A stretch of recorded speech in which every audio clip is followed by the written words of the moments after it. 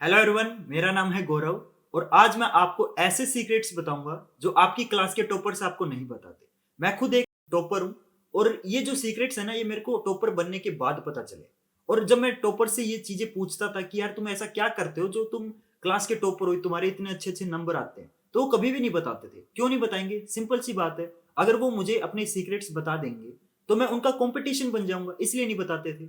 और आपके पेरेंट्स जरूर चाहते होंगे कि आप भी टॉपर बनो, आप भी अच्छा रिजल्ट लेके आओ, अच्छे मार्क्स लेके आओ। तो आज वो सीक्रेट्स मैं बताने वाला हूँ और मैं गारंटी देता हूँ अगर आप उन सीक्रेट्स को अपनी लाइफ में इंप्लीमेंट करोगे ना, तो ना कि आपका रिजल्ट इंप्रूव होगा, आपकी लाइफ में भी बहुत अच्छी ग्रोथ होगी। मैं आपको गारंटी देता हूँ। तो आज हम वही सीक्रेट्स डिस्कस करेंगे और वीडियो को एंड तक देखना, क्योंकि लास्ट में मैं आपको एक ऐसी चीज बताने वाला हूँ जो श्योर शॉट है, पूरी गारंटी के साथ आपका जो रिजल्ट है ना वो 10% इंप्रूव हो जाएगा, सिर्फ वो अकेली एक ऐसी चीज इंप्लीमेंट करने से। तो वीडियो को प्लीज एंड तक देखना। और वीडियो के स्टार्टिंग में ही मैं थोड़ा सा बता देता हूँ, लाइक शेयर सब्सक्राइब कर देना, क्योंकि अब मैं जो जो चीजें बताना चाहता हूँ मैं नहीं चाहता कि उनमें आपको डिस्टरबेंस हो। तो पहले ही मैंने बता दिया, लाइक शेयर सब्सक्राइब सब कुछ कर देना, ठीक है? क्योंकि मैं इसी टाइप की वीडियोस बनाता रहता हूँ। तो चलिए फिर स्टार्ट करते हैं उन सीक्रेट्स को। तो सबको पता है, एक होता है स्मार्ट वर्क, एक होता है हार्ड वर्क। देखो हार्ड वर्क क्या होता है? गधा भी मेहनत करता है, राइट? लेकिन शेर है ना, शेर बैठा रहता है पूरे दिन और जब उसको खाना मिलता है उसी टाइम वो शिकार करता है एंड तभी वो शिकार करके अपना फिर बैठ जाता है। उसे बोलते हैं स्मार्ट वर्क, क्योंकि जितना काम की जरूरत है उतना ही करेगा। लेकिन गधा पूरे दिन मेहनत करता है और उसको लास्ट में क्या मिलता है? कहते तो उसको गधा ही है, राइट? तो आपको हार्ड वर्क नहीं करना, आपको स्मार्ट वर्क करना है।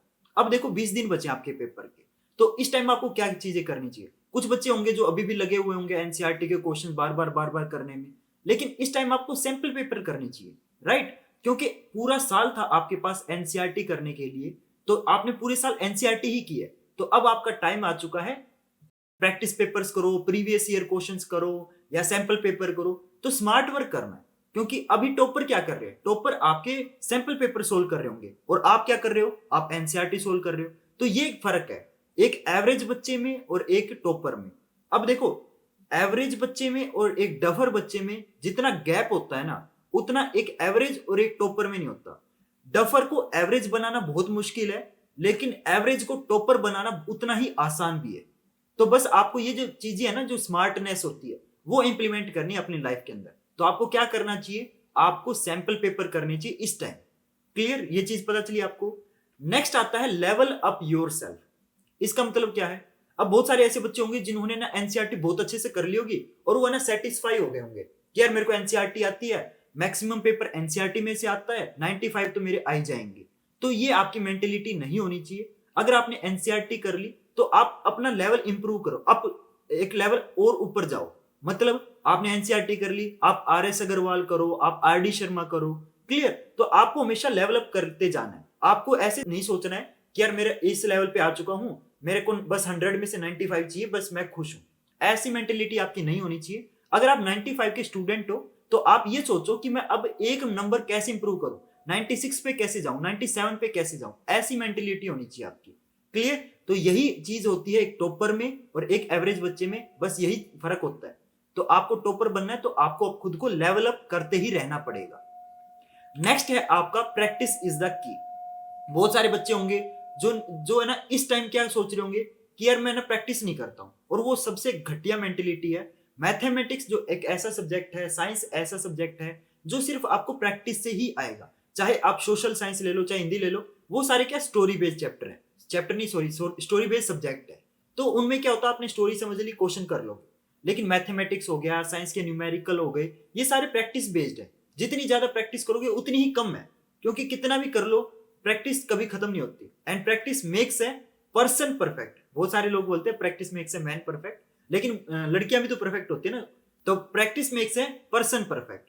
तो आपको प्रैक्टिस करते ही रहना है। टॉपर्स कभी भी प्रैक्टिस करना बंद नहीं करते। एवरेज स्टूडेंट थोड़ी सी प्रैक्टिस करेगा, अरे बहुत हो गया, ये बिल्कुल भी नहीं करना। आपको प्रैक्टिस करते ही रहना है और करते ही जाना, करते ही जाना है। अगला आता है satisfaction is the biggest enemy of growth. ये सबसे बेस्ट कोट है जो मैं अपनी लाइफ में भी इंप्लीमेंट करता हूं। जैसे आप किसी एक लेवल पे आ गए, ठीक है, तो आप बहुत सारे लोग है ना, मैक्सिमम लोग सेटिस्फाई हो जाते हैं कि यार मैं इस लेवल पे आ चुका हूं, मेरे को लाइफ बहुत चिल हो गई है, मेरा खर्चा पानी निकल रहा है, मैं बहुत खुश हूं। जैसे फॉर एग्जांपल बहुत लोग एक सेटिस्फैक्टरी सैलरी पे आ जाते हैं, मान लो फॉर एग्जांपल किसी की 50,000 है, तो वो ये सोचेगा यार बस मेरा खर्चा पानी निकल रहा है, मैं खुश हूँ। वो ये नहीं सोचता कि यार मैं 50,000 को डबल कैसे करूं या 1 लाख को डबल कैसे करूं। तो सेटिस्फैक्शन सबसे बड़ा एनिमी है ग्रोथ का। क्यों? क्योंकि जब आप सेटिस्फाई हो जाते हो तो आपकी ग्रोथ रुक जाती है। कहते हैं ना, कभी नेवर सेटल, कभी एक जगह पे रुकना ही नहीं है। अगर आपका बेस स्ट्रोंग हो गया है तो आप अपना नेक्स्ट बेस बनाओ। अगर आप यहाँ पे हो तो यहाँ जाने की सोचो, यहाँ पे हो तो यहाँ जाने की सोचो। और इसमें भी एक मिस्टेक कर देते हैं बहुत लोग, वो ना अपना टारगेट ही इतना ऊंचा हाई सेट कर देते हैं कि उनको ना फिर डर लगने लग जाता है अपने टारगेट से। उनको खुद विश्वास नहीं होता कि क्या वो ये चीज अचीव, उस टारगेट को अचीव कर पाएंगे कि नहीं कर पाएंगे। एंड कहते हैं ना, टारगेट और एम में फर्क होता है। जब टारगेट आप सेट कर लेते हो और जब आप उस पर वर्क करना स्टार्ट कर देते हो ना, तब वो टारगेट आपका एम बन जाता है। क्लियर? तो एम को कैसे अचीव किया जाएगा? हमेशा छोटे छोटे स्टेप्स लो।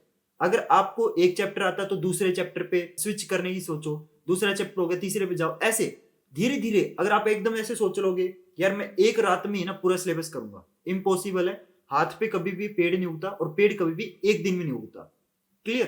तो आपको हमेशा छोटे छोटे स्टेप्स लेने, तो एम लेना है, बड़ा लेना है, लेकिन आपको ये नहीं सोचना कि वो एक दिन में या 2 दिन में अचीव करना है।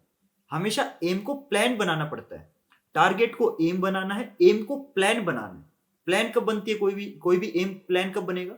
जब आप उसको टुकड़ों में डिवाइड कर दोगे। तो टुकड़ों में डिवाइड करना है कि यार एक हफ्ते में मेरे को इतना अचीव करना है, दूसरे हफ्ते में मेरे को इतना अचीव करना है। अब मान लो आपके 20 दिन बचे हैं पेपर से, तो आपको डिसाइड करना है कि पहले दिन मैं इतना ही पार्ट करूंगा, दूसरे दिन मैं इतना ही पार्ट करूंगा, तीसरे दिन मैं इतना ही पार्ट करूंगा। तो आपको उसको पूरा एम को प्लान में कन्वर्ट कर देना है। क्लियर? आई चीज समझ? अगर आप इन चीजों को इंप्लीमेंट करते हो ना अपनी लाइफ में, तो मैं गारंटी देता हूं आप ना कि क्लास में बल्कि आप ऑल ओवर इंडिया में भी टॉपर बन सकते हो। यस, बिल्कुल सच कह रहा हूं मैं। आपको थोड़ा अजीब लग रहा होगा लेकिन ये सच्चाई है भाई। क्योंकि मैक्सिमम 80% जो स्टूडेंट होते हैं उनकी मेंटेलिटी लगभग सेम ही होती है। बस वो जो 20% है ना, उनमें 10% डफर होते हैं, 10% इंटेलिजेंट होते हैं। तो आप अगर उस 80% की भीड़ से 10% टॉपर वाले 10% में जाना चाहते हो, तो ये चीजें आपको अपनी लाइफ में इंप्लीमेंट करनी है। और ना कि सिर्फ क्लास का रिजल्ट इंप्रूव करना है, आपको अपनी लाइफ का रिजल्ट इंप्रूव करना है। आई ये चीज समझ? तो होप करता हूं आपको ये जो पॉइंट्स, जो सीक्रेट्स थे जो मैंने आपको बताए, तो अगर आप ये टॉपर से पूछोगे ना, वो ये बोलेगा यार ये कर ले वो कर ले, कभी भी आपको स्पष्ट नहीं बताएगा जो चीजें मैंने आपको बताई है। क्या क्या बताया मैंने आपको, दोबारा से रिवाइज करवा देता हूं। स्मार्ट वर्क करना है ना कि हार्ड वर्क। तो इस टाइम आपको प्रैक्टिस पेपर पे ध्यान देना है। क्लियर? अगला है लेवल अप योर सेल्फ। अगर आपने एक बुक कर ली, बहुत सारे लोग क्या करेंगे, एनसीईआरटी कर ली, उसी को रिवाइज कर करके खुद खुश होते रहेंगे कि मेरे को पूरी एनसीईआरटी आती है। अरे एनसीईआरटी होगी तो आर डी शर्मा पे जाओ ना, आर एस अग्रवाल पे जाओ ना, तब तुम्हें पता चलेगा ना कि कंपटीशन क्या होता है। क्लियर? और अगला मैंने बताया था प्रैक्टिस करते रहना, प्रैक्टिस कभी भी बंद नहीं करनी। क्लियर? और लास्ट मैंने बताया था कभी भी किसी भी चीज से सेटिस्फाई नहीं होना। और ये चीज सिर्फ आपकी मैंने क्लास के लिए नहीं बताई, ये मैंने आपको लाइफ के लिए बताई है। क्लियर? तो गाइज प्लीज सब्सक्राइब कर लेना इस चैनल को, और होप करता हूँ ये जो पॉइंट्स हैं ये आपको अपनी लाइफ में कहीं ना कहीं जरूर इंप्लीमेंट करोगे आप, और आपको इनसे बहुत ज्यादा बेनिफिट भी मिलने वाला है।